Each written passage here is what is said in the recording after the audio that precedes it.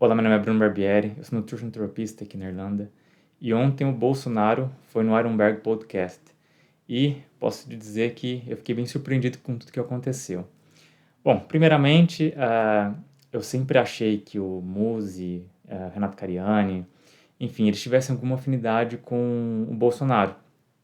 E toda vez que o Bolsonaro vai em algum programa, seja programa de rádio, de televisão, podcast, em que o apresentador tem uma afinidade com ele, geralmente essa entrevista é conduzida de uma forma muito amigável, né? É mais atacando as pessoas que não são da base do Bolsonaro, atacando o STF, ah, fazendo conversinhas, contando história, mostrando assim, que o Bolsonaro é uma pessoa legal, né? Enfim, geralmente se baseia sempre nisso. E eu achei que fosse acontecer algo do tipo. Eu achei que ele fosse lá, iam ficar contando história, principalmente o músico que já foi militar, iam ficar nesse nível. E quando eu comecei a assistir ontem, eu tive uma surpresa, né? Eles fizeram algo que geralmente os entrevistadores não fazem. Conversaram sobre política pública de fato, né? Porque geralmente quando eles chegam, os apresentadores chegam nesse assunto de política pública, eles fazem uma perguntinha, aí geralmente o candidato, o Bolsonaro, outro candidato político, geralmente se esquivam da pergunta e a conversa fica numa coisa bem amistosa, sem muito a acrescentar. Bom, eles conversaram basicamente sobre saúde pública, sobre a atividade física, sobre nutrição, um pouco de medicina. E eu achei bem legal a atitude do Muzi, as perguntas que ele acabou fazendo. Ele não estava lá brincando, ele estava uma pessoa séria.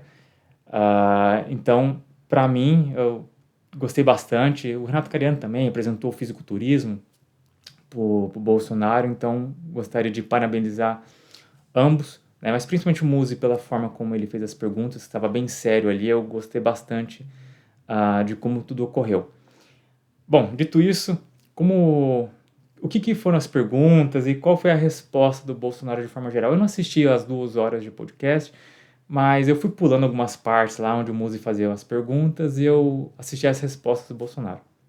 Bom, o Muzi questionou sobre o preço da proteína, por causa das carnes, os ovos, o leite, que está muito caro. E o que poderia ser feito para baixar o preço disso? Basicamente, o Bolsonaro disse que não é possível fazer nada, que ele não vai tabelar o preço e que isso é o livre mercado. Bom, eu achei isso um pouco tipo, não tem o que fazer, né? Deixa que isso auto resolva. Mas enquanto isso, as pessoas vão deixar de comer carne, né? Vão partir para alimentos mais baratos, que não tem proteína. Isso vai prejudicar ainda mais a saúde das pessoas e achar que o próprio mercado vai se autorregular. Enquanto isso, as pessoas não comem carne, né? Então, qual que é o papel do governo? O papel do governo é justamente intermediar isso. E por que isso aconteceu? Por que o preço da proteína está tão caro assim, principalmente da carne? É por causa do dólar. Né? Para quem não se lembra, em 2019, quando o Bolsonaro tomou posse, o Paulo Guedes, ministro da Fazenda, ou melhor, ministro da Economia, mudou o nome, né? Disse que a tendência do governo deles era deixar o dólar um pouco mais alto. Isso é bom para o Brasil, porque acaba exportando mais, importa menos, a balança fica positiva, porque entra mais dinheiro no Brasil. Mas o problema disso é que tudo que a gente exporta acaba ficando mais caro aqui dentro. Por quê? Porque se a moeda nossa desvaloriza e o dólar acaba ficando mais caro, os produtores vão querer vender para fora, né? Vão querer exportar, porque a moeda deles vale mais, né? O dólar vale mais, e fica mais lucrativo para eles venderem lá, para exportar. E daí, para continuar vendendo no mercado interno para abastecer aqui, eles vão usar o preço lá de fora. Ou seja, acaba sendo cotado em dólar e aumenta o preço. Aqui não, né? No Brasil, eu não moro no Brasil. E acaba aumentando o preço da carne no Brasil. Vocês podem ver aqui nesse gráfico que a receita de exportação bovina no Brasil, isso em milhões de dólares. Olha nos últimos anos, 2019, 20, 21, 22. Olha o quanto de dinheiro, né, foi a receita nesse último ano, né, 2022. É tipo 2, 3 vezes maior, né? E por que isso aconteceu? Se a gente tiver essa próxima foto aqui, a gente vê o preço da carne. em dólar, ou melhor, desculpa, em reais por quilo. O dólar começou a aumentar mais expressivamente a partir de 2019, quando o Bolsonaro assumiu, que eles gostariam disso, né? E isso faz com que o preço da carne aumente. Aí, vocês podem até perceber, ó, entre 2010, janeiro de 2010 até janeiro de 2019, quando ele assumiu, vocês veem que tem um aumento do preço da carne em reais. Mas vocês reparam que a derivada, né, ou seja, a taxa de variação, ela é mais ou menos linear. Agora, a partir de 2019, olha até janeiro de 2020, quando não tinha começado a pandemia, olha como é bem inclinado, né? Isso é sem pandemia. Então, a tendência já era que aumentasse por causa da escolha do governo.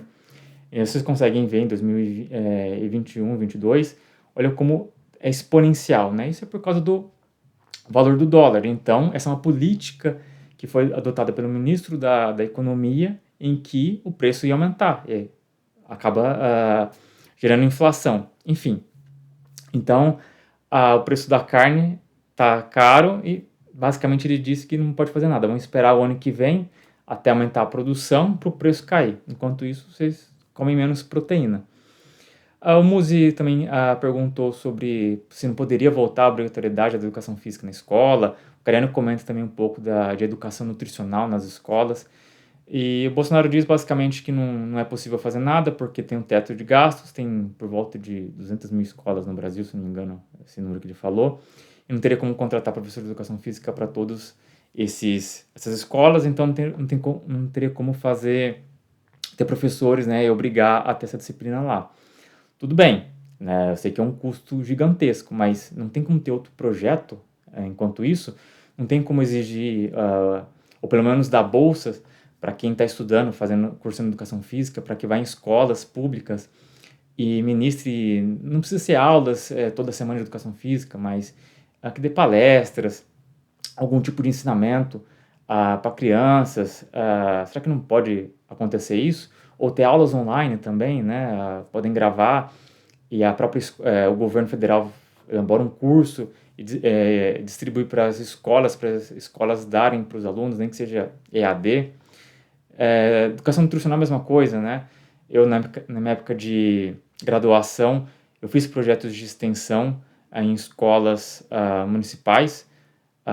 Não sei se foi, acho que foi municipal, não era estadual, não. Lá no Esplanada, em Taubaté. Durante o estágio também, fiz estágio em escola.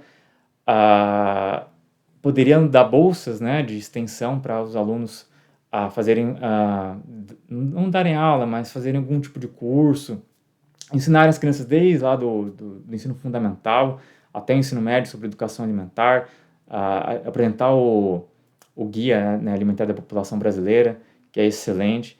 Então existem diversas formas de a gente educar as pessoas, tanto na educação física quanto na nutrição, sem precisar gastar bilhões de reais contratando profissionais, né? Então a gente pode utilizar, como por exemplo, os alunos de graduação. E eu também acho, né, que deveria, inclusive, profissionais da área da saúde deveriam fazer uma prova assim que terminassem a graduação, né? Igual quem faz direito tem que prestar o AB para poder advogar. Eu acho que todos os profissionais da área da saúde, enfermeiro, médico, nutricionista, fisioterapeuta, psicólogo, todos deveriam fazer uma prova assim que se formarem para poder atuar na área, porque é uma área da saúde, acho que é uma área muito importante e o ensino superior no Brasil está ficando banalizado, infelizmente, né? Um monte de universidade abriu aí para praticamente vender diploma e a gente tem péssimos profissionais atuando. Então, acho que seria uma boa. Não estou dizendo exatamente o Bolsonaro fazer isso, mas é o próximo que vencer a eleição, ou se ele se reeleger, enfim.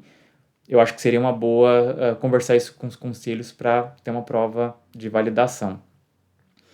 E o Bolsonaro, ele disse lá, eu vou até deixar o tempo aqui no vídeo ou na descrição, que ele disse que ele ligou para um amigo dele que mora em UK, né, Reino Unido, em que o amigo dele ganha $9.000 por mês e o cara come um bifinho uma vez por semana, quando ele estava se referindo ao preço da carne.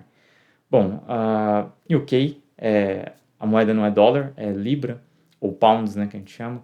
Mas vamos supor que o cara tem algum trabalha, sei lá, o cara é dos Estados Unidos, do Canadá, sei lá, o cara então recebe em dólar.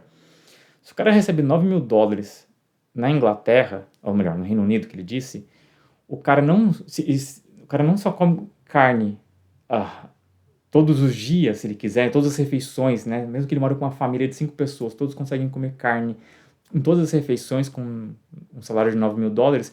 Como o cara vai morar num lugar bacana, o cara ainda consegue andar de carro conversível, né? Então dizer assim que a carne aqui tá cara, meu, é surreal, né? Tipo, eu moro na Irlanda, é a União Europeia, mas já fui em Belfast, Irlanda do Norte, Reino Unido.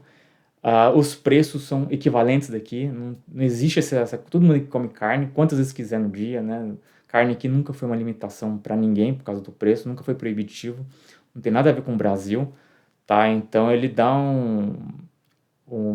ele fala essa notícia aí como se fosse tá todo mundo ruim, né? Mesmo um cara que recebe $9.000. Pô, se eu recebesse $9.000 aqui na Irlanda, eu tava andando de BMW, Mercedes, tava morando lá no centro, nos apartamentos top, só comendo, como é que chama aquela carne aquelas carnes especiais lá, né? Mas enfim, então não tem nada a ver com o que ele falou. O que eu gostaria então de finalizar esse vídeo, tudo que foi perguntado lá, a gente vê que ele não tem um planejamento nenhum relacionado à saúde, a exercício físico, ao esporte. Além de não ter planejamento nenhum, ele desconhece de muitas coisas, né? Ele tem que ficar perguntando para os ministros e tal. Então, tá dando um conselho para possíveis candidatos que vão aí no podcast, no Ironberg Podcast, é que levem os seus próximos ministros da saúde, né? Seus respectivos ministros, para eles poderem conversar ali, né? Para eles responderem na hora quais são as políticas que eles vão tomar caso o presidente o candidato seja eleito, né? Porque falar que não sabe, tem que ficar ligando pro cara lá é complicado. Lembrem-se que um bom líder não precisa necessariamente saber como executar uma tarefa, né? Uma missão, mas ele precisa saber quais são as missões que ele vai fazer, né? As atitudes dele. Enfim, não me pareceu que ele sabia o que estava fazendo, né? Então, se um líder não sabe o que vai fazer, para que ter um líder então? Bom, basicamente é isso. Gostaria de novo parabenizar o Renato Criani e o Muzi, principalmente o Muzi. Gostei muito da atitude dele ali. Foi um cara bem sério. E que chamem próximo os outros candidatos para a gente ter uma noção, né, de qual candidato poderia representar melhor o esporte ou ajudar mais a gente com a saúde no Brasil. Tá certo? Bom, você concorda ou não? Deixa nos comentários aqui abaixo. Não se esqueça de deixar seu like e até a próxima.